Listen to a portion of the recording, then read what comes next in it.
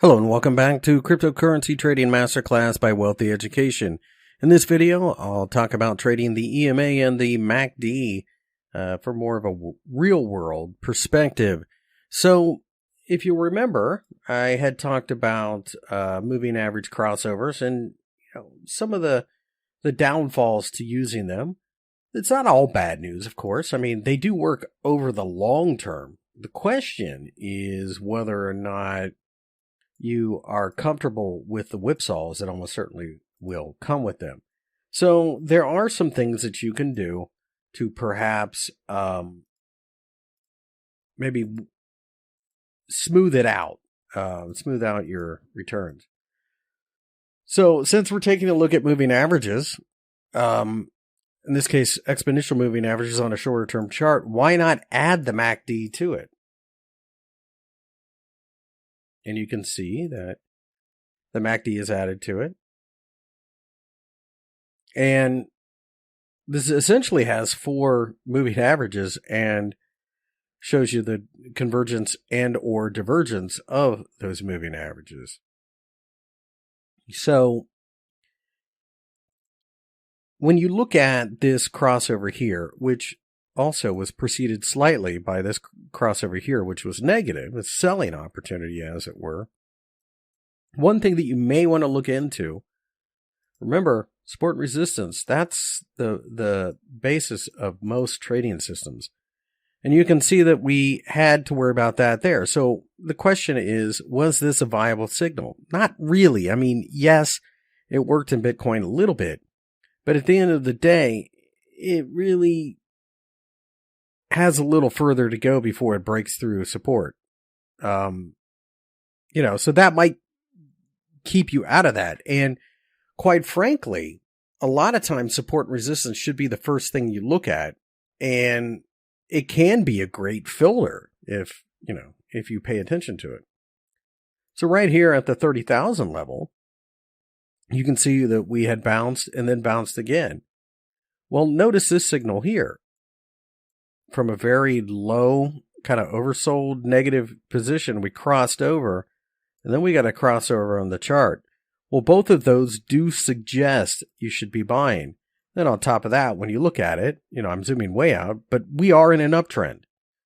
So that is something to pay attention to as well. Traders a lot of times would take a look at this and take a look at this. And then they say, okay, well, it crosses here and it crosses there. So MACD got a little overdone. You could take your profits there or move your stop loss to break even, as it were. If you get in here, you probably put your stop loss behind the most recent price action. At this point, maybe you're to break even, so you have your stop loss there, and then you just let it run. So that's a pretty viable way to trade this market as well. Let's go ahead and go to the daily chart.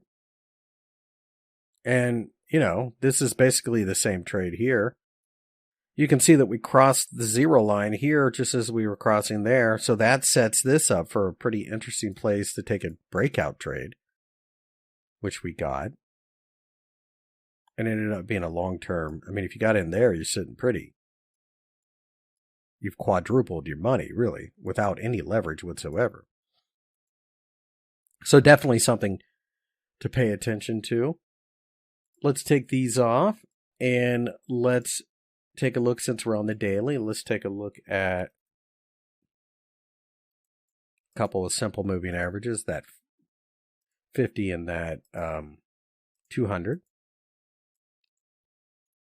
So I'll make the 50 red.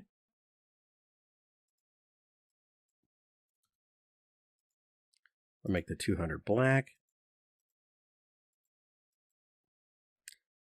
So you got a golden cross here, but the MACD was going in the opposite direction. And that's going to be one of your biggest problems. This was a great signal to go long. And we got a cross there in the moving averages, so that makes sense. This was very flat for ages. It just really fell asleep. And then as you look here, you got a zero line cross here, You broke back above the 50-day EMA, or SMA, sorry. You also cleared resistance. So once you got to this candlestick, this gave you a heads up as to what was going to happen. And then you just took off.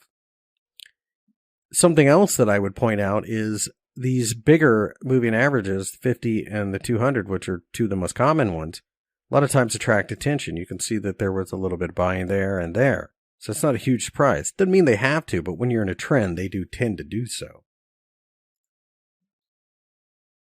So this is Ethereum daily chart. Let's take a look at the MACD initially. I mean, you can see that we crossed all the way down here and then crossed again. Once you break above the resistance that was formed basically there, $500, we came back. We pulled back to retest it, kind of went sideways for a while, and then you can see the MACD took off. It crossed a couple times and then started to fan out and go higher on the moving averages. The histogram got wider. So that was a signal in and of itself. We can add the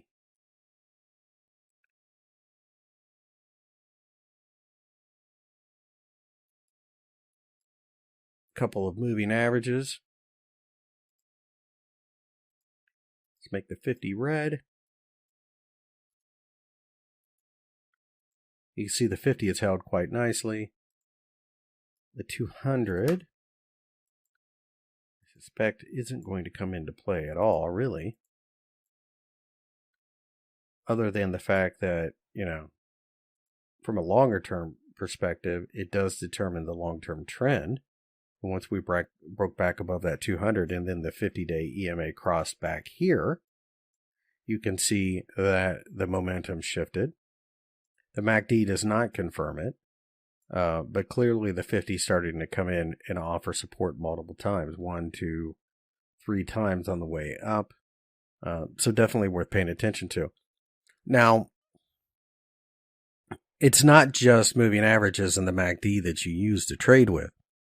And this is especially true with moving averages. Moving averages can be very helpful to determine the trend. You're obviously in an uptrend, potential support. But as we go through this course, we'll talk about patterns and candlesticks that you will use based upon support or resistance, the 50-day EMA, for example, and then a candlestick,